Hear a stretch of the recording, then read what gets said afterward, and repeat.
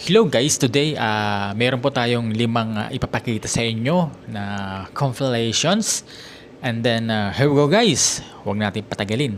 The first one is a man resting near the fire extinguishers, and then suddenly nahulog yung fire extinguisher guys sa ulo niya.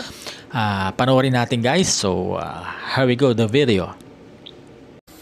Yun guys, isa naman pong lalaki ang nakaupo rito sa ilalim ng fire extinguisher, ang nabagsakan ng fire extinguisher guys.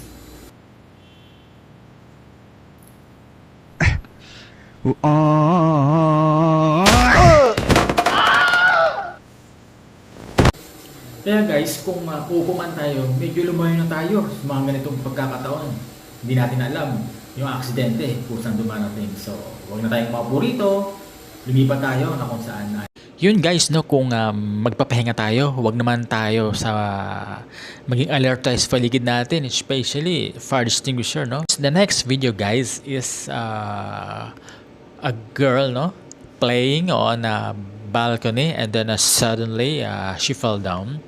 And then let's watch her video. Here we go. Yun guys, isang batang babae ang tumayo dito at naglalaro. So dapat bantayan natin siya.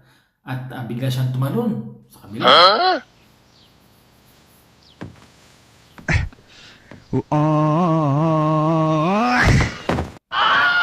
Yun guys, no, dapat bantayan natin yung mga anak natin, no.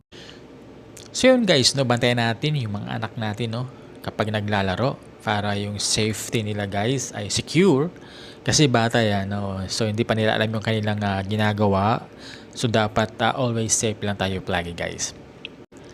And then the third video guys is a man used the ladders for painting ceiling. So here we go guys, and see his video. Guys, isa na naman ang na-aksidente. Isang lalaki ang nakatungtong dito at nagpipintura ng kisame. Pero inaabot niya yung kisame. Tingnan natin guys yung video.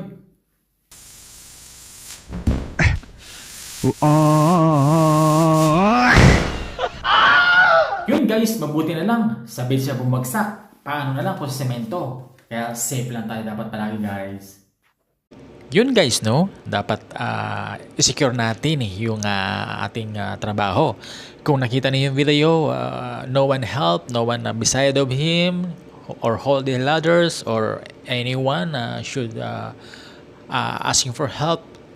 Kung may aksidente, no, na dapat ay may mga kasama talaga importante din para kapag na-accident tayo, mayroong tutulong sa atin or mag-report. So dapat safe lang tayo palagi guys.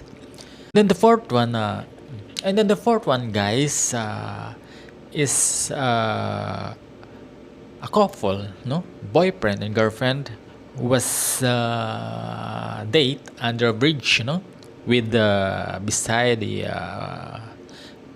way by a shore.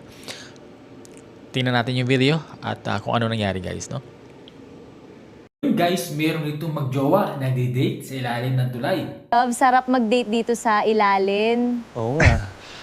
Biglang umalo ng malakas na labaw.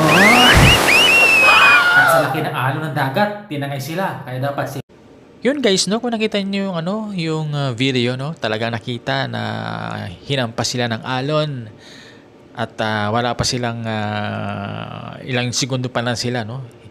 Kaya dapat ingat tayo. If someone or anyone date, go the right place for the safe at hindi yung patago, sapagkat sabi nga nila kapag patago, nandiyan yung aksidente.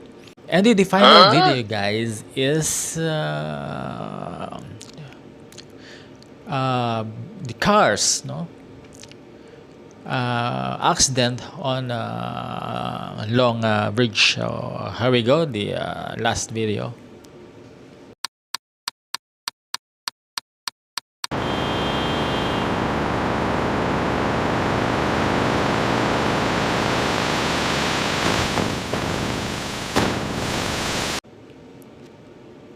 So yun guys, no, safety lang tayo palagi. So once again, thank you for watching my video, my fifth, and then see you again. Bye bye.